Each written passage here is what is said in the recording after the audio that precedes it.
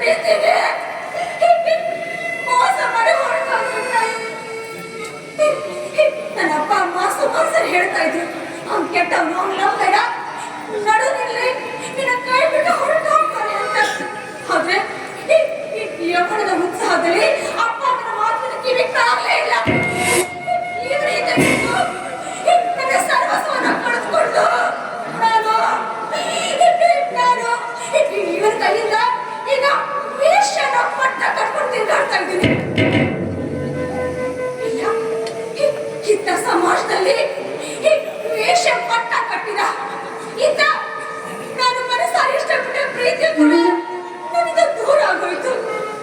ಹಾಗಿದ್ಮೇಲೆ ನನ್ನಂತ ಹೆಣ್ಮಕ್ಕಳ ಬದುಕಿ ಕೂಡ ಪ್ರಯೋಜನವಿಲ್ಲ. ಸತ್ತು ಹೋಗೋದೇ ವಾಸಿ. ತುಂಬ ಹರಿತಾರ ನದಿಗೆ ಹಾರಿ ಪ್ರಾಣ ಬಿಡೋದು ವಾಸಿ.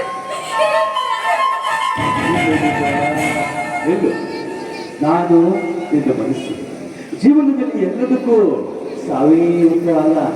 ನಿನ್ನ ಪ್ರೀತಿ ನಿನಗೆ ಮುಳುವಾದ್ರೇನಾಯ್ತು, ಆ ಮೂರ್ಖ ಪ್ರೇಮಿ ನಿನ್ನಿಂದ ದೂರವಾದ್ರೇನಾಯ್ತು. ನಿನ್ನ ಅಪ್ಪ ಅಮ್ಮ ನಿನ್ನನ್ನು ತಿರಸ್ಕರಿಸಿದ್ರೇನು. ಈ ಸಮಾಜದಲ್ಲಿ ಬದುಕಲಿಕ್ಕೆ ಹಲವಾರು ಹೇಳಿವೆ. ಯಾಕೆ ನಿನ್ನಕ್ಕೆ ಪ್ರೇಮ ವಂಚಿತರಾದವರಿಗೆ ನೀನೊಬ್ಬ ದಾರಿ ದೀಪವಾಗಿ ಯಾಕೆ ಬದುಕಬಾರ್ದು, ಯಾಕೆ ಬದುಕಿ ಸಾಧಿಸಬಾರ್ದು. ಆಧುರಾಗಿರುತ್ತೆ ಎಲ್ಲರ ದೃಷ್ಟಿಯಲ್ಲೇ ಇರೋದಿಲ್ಲ ಈ ಸಮಾಜದಲ್ಲಿ. ನಿನ್ನ ಬಾಳಿನಲ್ಲಿ ಒಬ್ಬ ದೇವಮಾನವ ಸಿಗಬಹುದಿಲ್ಲ. ವಿಚಾರ ಮಾಡು ದೀಪ, ವಿಚಾರ ಮಾಡು.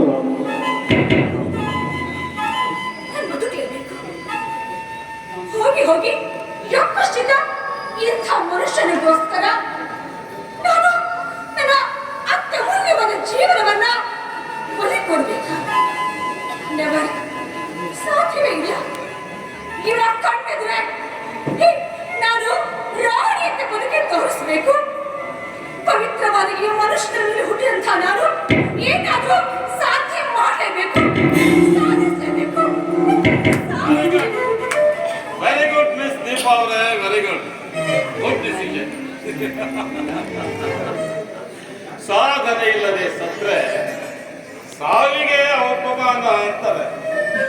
ಆದರ್ಶವಿಲ್ಲದೆ ಬದುಕಿದ ಬದುಕಿಗೆ ಅಪಮಾನ ಅಲ್ಲ. ಈ ಜೀವ ಇದೆಯಲ್ಲ, ಇದು ಯಾರ ಮಾತನ್ನು ಕೇಳೋದಿಲ್ಲ ಕಣ್ರಿ. ಯಾವಾಗ ಬೇಕಾದ್ರೂ ಹೊರಟೋಗ್ಬೋದು.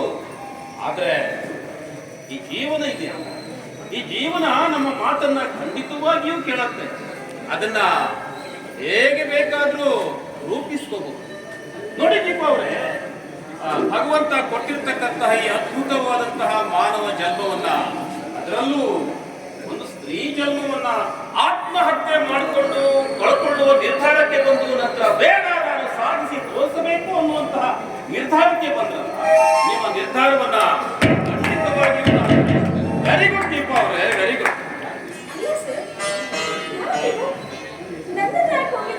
ಅದು ನನ್ನ ಹೆಸರು ಬೇರೆ ಹೋಗ್ತಾ ಇದ್ದೀರಾ? ಸೊ ದೀಪ ಅವರೇ, ನನ್ನ ಹೆಸರು ದಿಗಂತ್ ಅಂತ. ನಿಮ್ಮೂರಿನ ಹೈಸ್ಕೂಲ್ನಲ್ಲಿ ವಿದ್ಯಾರ್ಥಿಗಳಿಗೆ ಕನ್ನಡಕ್ಕಾಗಿ ಕೈ ಎತ್ತು ಆ ಕೈ ಕಲ್ಪ ವೃಕ್ಷವಾಗುತ್ತದೆ, ಕನ್ನಡಕ್ಕಾಗಿ ಕೊರಳೆತ್ತು ಅದೇ ಕೊರಳು ಪಂಚಜನ್ಯವಾಗುತ್ತದೆ, ಕನ್ನಡಕ್ಕಾಗಿ ಕಿರು ಬೆರಳೆತ್ತಿದರೂ ಸಾಕು ಅದೇ ಗೋವರ್ಧನ ಗಿರಿಯಾಗುತ್ತದೆ. ಅಂತಹ ಮಹಾನ್ ಶಕ್ತಿ ಕನ್ನಡ ಭಾಷೆಗಿದೆ. ಕನ್ನಡವೇ ಸತ್ಯ, ಕನ್ನಡವೇ ನಿತ್ಯ ಅಂತ ಪ್ರತಿನಿತ್ಯ ಹೈಸ್ಕೂಲ್ ಮಕ್ಕಳಿಗೆ ಕನ್ನಡ ಪಾಠ ಮಾಡೋ ಕನ್ನಡ ಮೇಷ್ಟ್ರು ಕಟ್ಟಿ ನೀವಿಬ್ರು ಮಾತಾಡ್ತಾ ಇರೋದನ್ನ ನಾನು ಮರೆಯಲ್ಲಿ ನಿಂತ್ಕೊಂಡು ಕೇಳಿಸ್ಕೊಳ್ತಾ ಇದ್ದೆ. ಕೊನೆಗೆ ನನಗೆ ನಿಮ್ಮ ನಿರ್ಣಯ ತುಂಬಾ ಹಿಡಿಸ್ತು ನೋಡಿ ದೀಪ ಅವರು. ನೆಚ್ಚಿದೆ, ಏನು ಆಗೋಯ್ತಲ್ಲ ಅದನ್ನ ಮರ್ತ್ಬಿಡಿ, ಹೊಸ ಬದುಕಂತ ಚೆನ್ನಾಗಿ ಬದುಕೋದನ್ನ ಕಲೀರಿ ದೀಪ ಅವರೇ. ನಾನು ಅವರನ್ನ ಪ್ರೀತಿಸ್ತಾ ಇದ್ದೆ. ಪ್ರೀತಿ ಅರ್ಥ ಆಗಿಲ್ಲ. ಎಲ್ಲರೂ ಕೂಡ ನನ್ನ ಗ್ರಹಚಾರ. ಅದನ್ನ ಯಾಕೆ ನೀವು ನಿಮ್ಮ ಗ್ರಹಚಾರ ಅಂತೀರಾ? ನೋಡಿ ದೀಪ ಅವರೇ, ಕಷ್ಟಕ್ಕೆ ಆಗದ ಮಕ್ಕಳು, ಬಡತನ ಸಹಿಸದ ಪ್ರೀತಿ, ಬೆಳವಣಿಗೆ ಬಯಸದ ಬಂಧುಗಳು, ಗೆದ್ದರೆ ಅಸೂಯೆ ಪಡುವ ಗೆಳೆಯರು ನಿನ್ನನ್ನೇ ಪ್ರೀತಿಸ್ತೀನಿ, ನಿನ್ನನ್ನೇ ಮದುವೆ ಆಗ್ತೀನಿ ಅಂತ ನಂಬಿಸಿ ಮೋಸ ಮಾಡುವ ಇಂತಹ ನಾಲಾಯಕರನ್ನ ಕರೆದು ಕೆರದಿಂದ ಹೊಡಿ ಅಂತ ಹೇಳಿದ್ದು ಮರ್ತ್ಬಿಟ್ರ ದೀಪ? ನೋಡಿ, ಅದು ನಿಮ್ಮ ಗ್ರಹಚಾರ ಅಲ್ಲ, ಅದನ್ನ ನಿಮ್ಮ ಸುವಿಚಾರ ಅಂತ ಯಾಕೆ ತಿಳ್ಕೋಬಾರ್ದು? ನೋಡಿ ದೀಪ ಅವರೇ, ನನಗೆ ಸುತ್ತಿ ಬಳಸಿ ಮಾತನಾಡಿ ಅಭ್ಯಾಸ ಇಲ್ಲ. ಯಾಕೆ ಕೇಳಿದ್ರೆ, ನಿಮ್ಮ ನಡೆ, ನಿಮ್ಮ ನುಡಿ, ನಿಮ್ಮ ನಿರ್ಧಾರವನ್ನ ಕೈಗೊಳ್ಳುವಂತಹ ಈ ಗುಣ, ಈ ಕ್ಷಣದಲ್ಲಿ ನೀವು ಕೈಗೊಂಡ ನಿಮ್ಮ ನಿರ್ಧಾರ ನನಗೆ ತುಂಬಾ ಹಿಡಿಸ್ತು ಕಂಡ್ರಿ. ನಾನು ಮದುವೆ ಆದ್ರೆ ನಿಮ್ಮನ್ನೇ ಆದ್ರೆ ಸುಖವಾಗಿ ಇರಬಲ್ಲೆ ಅನ್ನುವ ಬಗ್ಗೆ ನನಗೆ ಯಾವ ಅನುಮಾನನೂ ಇಲ್ಲ. ಇದಕ್ಕೆ ನಿಮ್ಮ ಒಪ್ಪಿಗೆ?